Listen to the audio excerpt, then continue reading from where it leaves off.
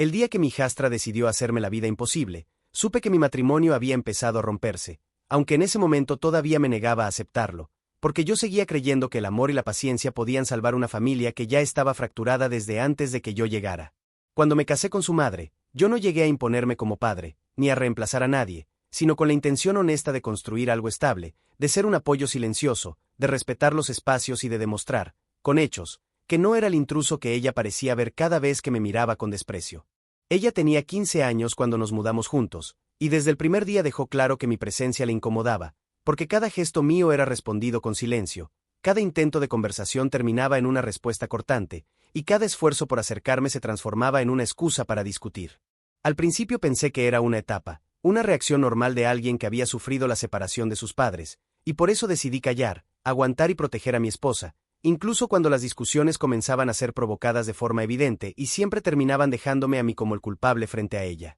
Con el paso de los meses, la tensión empezó a sentirse en cada rincón de la casa, porque mi hijastra no solo me evitaba, sino que comenzó a lanzar comentarios ambiguos, frases incompletas y acusaciones indirectas que sembraban dudas, como si quisiera construir una historia sin decirla del todo, esperando que alguien más la completara por ella. Recuerdo claramente la primera vez que mi esposa me miró con desconfianza, no porque yo hubiera hecho algo, sino porque su hija lloró esa noche diciendo que yo la hacía sentir incómoda, sin poder explicar exactamente por qué, pero dejando una sensación tan pesada que incluso yo empecé a preguntarme en qué momento había perdido el control de la situación. Intenté hablar con ella a solas, con calma, explicándole que no quería reemplazar a su padre, que solo buscaba convivencia y respeto, pero su reacción fue mirarme con una frialdad que nunca olvidaré, como si yo fuera el enemigo perfecto para canalizar un dolor que no sabía cómo enfrentar. Cada límite que intenté poner empeoró las cosas, porque cualquier corrección mínima era reinterpretada como agresión, cualquier norma de convivencia se convertía en una prueba más de que yo quería dominarla,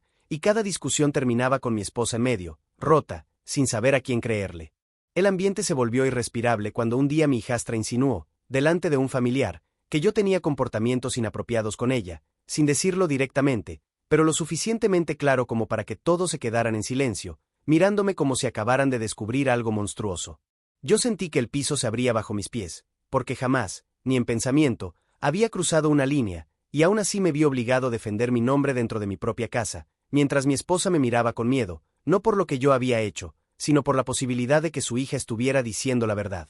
Lo más doloroso fue descubrir que alguien dentro de la familia ya había escuchado esas insinuaciones antes y decidió callar, pensando que el tiempo las borraría, sin entender que el silencio solo le dio más fuerza a una mentira que empezaba a tomar forma propia. La situación explotó el día que mi hijastra me acusó directamente de algo que jamás ocurrió, llorando frente a su madre, diciendo que llevaba tiempo guardando ese miedo, y yo me vi de pronto convertido en el villano perfecto, sin pruebas, sin defensa y sin el beneficio de la duda. Fue en medio de esa confrontación que salió a la luz un secreto que nadie esperaba, porque se reveló que el padre biológico de mi hijastra había sido violento, manipulador y emocionalmente abusivo, y que durante años le había enseñado a desconfiar de cualquier figura masculina que intentara ocupar un lugar en su vida. Ese pasado explicó muchas cosas, pero no justificó el daño que ya estaba hecho, porque mi nombre había sido manchado, mi matrimonio estaba destruido y la casa que yo intenté convertir en un hogar se había transformado en un campo de batalla emocional. El clímax llegó cuando mi esposa, destrozada, tomó una decisión impulsiva para proteger a su hija, sin importar las consecuencias, y me pidió que me fuera, no porque creyera plenamente la acusación, sino porque ya no podía vivir con la duda. Me fui esa misma noche, con una maleta y una mezcla de rabia, tristeza y humillación que todavía me cuesta describir, sabiendo que había perdido todo sin haber cometido el pecado del que me acusaban. Meses después supe la verdad completa, cuando la propia familia reconoció que la acusación había sido una exageración nacida del miedo y el resentimiento, pero para entonces ya era tarde, porque la mentira había cumplido su objetivo y la familia jamás volvió a ser la misma. Hoy cuento esta historia no para limpiarme, porque quien quiso escuchar la verdad ya lo hizo, sino porque entendí que alguien manipuló la narrativa desde el inicio, y que en esa casa, el verdadero intruso nunca fui yo.